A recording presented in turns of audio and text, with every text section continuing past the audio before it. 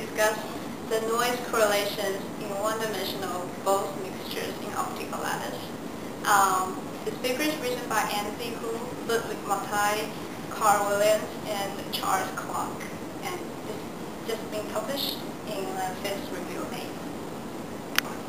Okay, so we are considering experiments in the cold atom experiment, where they start with the atoms trapped in the trap, and they loaded the cold atoms onto optical lattices, and after all the procedures are finished, they release the trap and let the atomic gas expand. And this is after the time of, they call it time of flight. After time of flight, the density of the cloud become much bigger, and then they measure the correlation of two locations in this cloud. This is R. So after the time of flight expansion, they measure the density correlations at R and R prime, and this quantity can be written in this way, and this quantity corresponding to the density correlations in the momentum space before the release of the trap.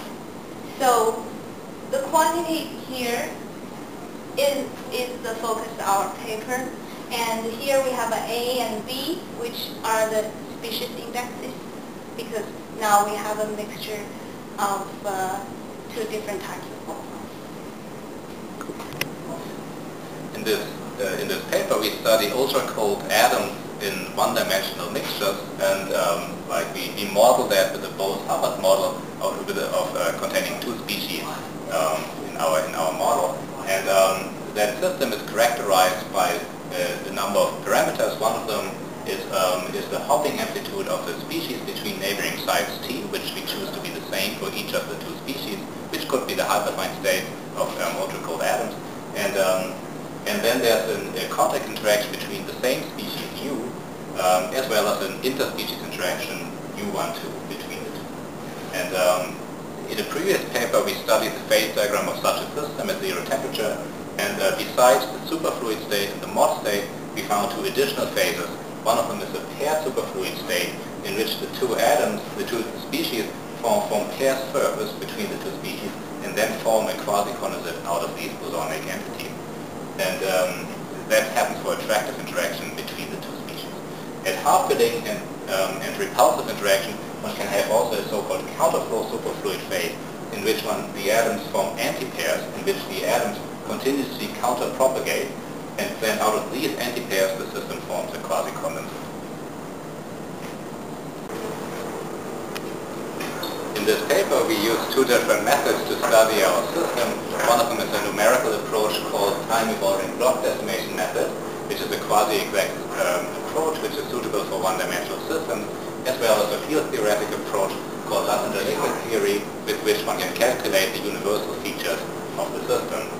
We start out with the two phases which are maybe better known. One of them is the Mott insulating phase, and the other is the superfluid phase.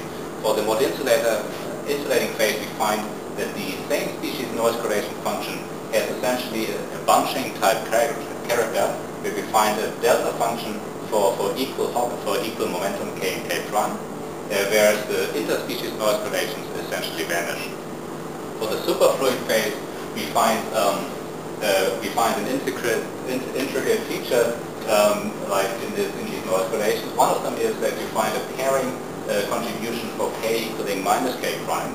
Then you find a Bunch correlation along k equaling k prime, and then you find anti-correlations between the depletion of the condensate and the condensate itself, leading to negative contributions along k prime and 0 and k.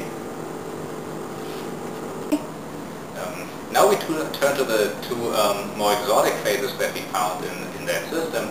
One is the paired superfluid phase, and the other one is the counterflow superfluid phase. And then the paired superfluid phase, one should imagine that the atoms of the different species form pairs, and then out of these pairs we form a quasi-condensate. And that means that the total momentum of such a pair will be generically a small number. That means that the momentum k of one of the atoms and the momentum k prime of the atoms are essentially constrained in their total sum to 0, and And that leads to a strong power law divergence along the off-diagonal in your noise correlations. For the counterflow superfluid phase, now you have antipairs.